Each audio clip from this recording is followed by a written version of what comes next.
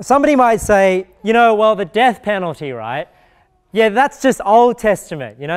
God just had a punishment for those people, but we're under the new covenant now. Those laws don't apply, and therefore we don't have the death penalty for murder, for rape, or whatever. But think about this for a second. Nobody believes that there should be no punishment. Like if somebody murdered somebody, right? Somebody might say, and I'll get to that other point in a minute. Sorry, there's so many things in this sermon, but I might jump around. Let's use a different example. Let's say rape, for example, right? So a man rapes a woman, and if somebody takes the position, well, that's just the Old Testament. That doesn't apply to us. We don't follow those archaic laws anymore and those barbaric laws. But they don't believe that there should be no punishment, right? Like if a man rapes a woman, surely there must be some punishment, right? Because if somebody's saying, oh, just do away with the Old Testament laws, are they saying then that there should be absolutely no punishment for rape, kidnapping, whatever?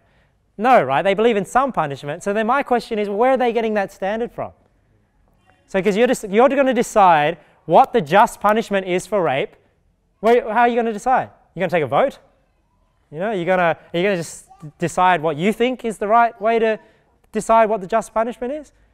I mean, isn't the logical way to decide what a just punishment is to see if God says anything about it? And if God says, hey, that crime was in the Old Testament, here's what I thought what the fitting crime was, why would we deviate from that? Wouldn't we just go with what God has decided? So no one believes that there should be no punishment for crimes such as rape and kidnapping. I was just using another example to murder because some people will say, oh, well, murder was before the Mosaic law. They'll say, so murder really is the only one that should have a death sentence because from the Mosaic law, then the death sentence was applied to other crimes. But to me, I wouldn't even accept that position because are you telling me that murder is the death sentence and there are other crimes in the Mosaic law, like I said, rape, kidnapping, homosexuality, bestiality, adultery. There are these other crimes that warrant the death sentence. If you're not going to put the punishment that God put in the Bible, how are you going to decide what the just punishment is?